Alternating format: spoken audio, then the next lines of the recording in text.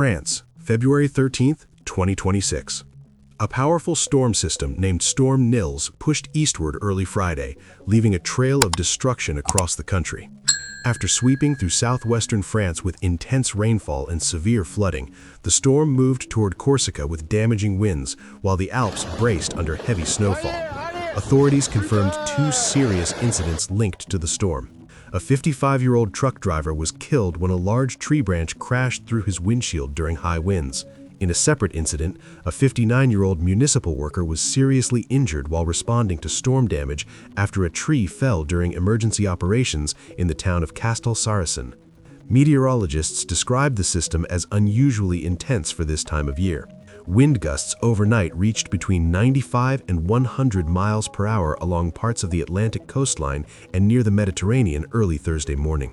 By Thursday afternoon, the storm gradually began to weaken, but the danger was far from over. 2 departments, Gironde and Lot et Garonne, remain on the highest flood alert level. An additional 28 departments, stretching from Brittany to Corsica, including parts of the Alps, are under elevated alerts for strong winds, avalanche risks, and possible coastal flooding. The heaviest impact has been in the Garonne River basin.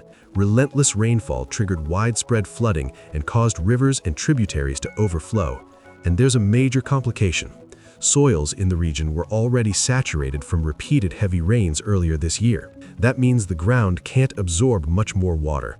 As a result, downstream areas along the Garonne, particularly near Agen, were already experiencing damaging overflow conditions by Thursday evening. Emergency services remain mobilized. Residents in flood-prone areas are being urged to stay alert and follow official guidance.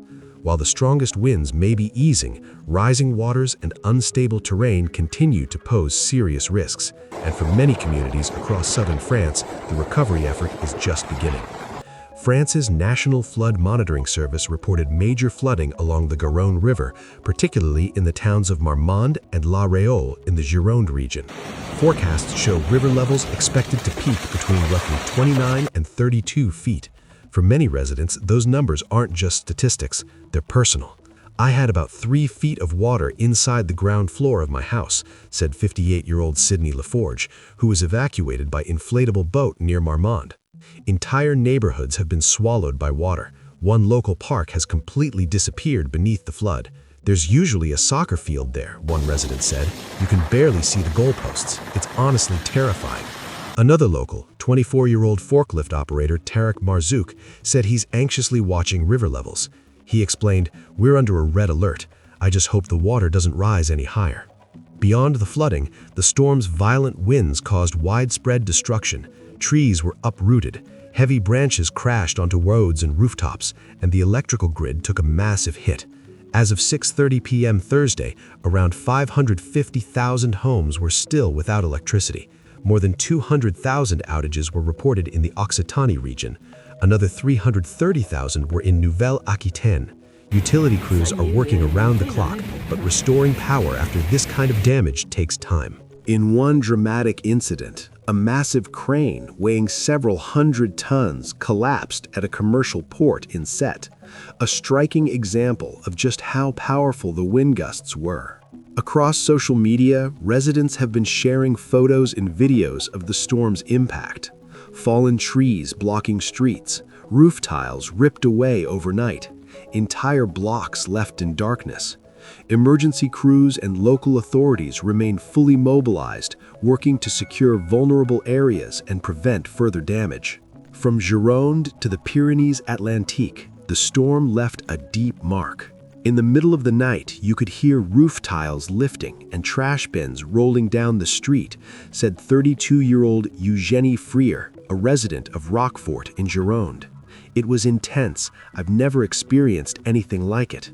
For many across southern France, Storm Nils will be remembered not just for its statistics, but for the sound of the wind, the rising water, and the uncertainty that followed. And as floodwaters slowly recede, recovery efforts are just getting started. In the city of Perpignan, one local business owner described just how close the storm came to turning deadly. Ingrid, a florist who has lived in the area for more than 2 decades, said a massive tree narrowly missed crushing her car. "It fell just seconds after I passed," she explained. "It was that close." Across southern France, the storm disrupted nearly every major transportation network.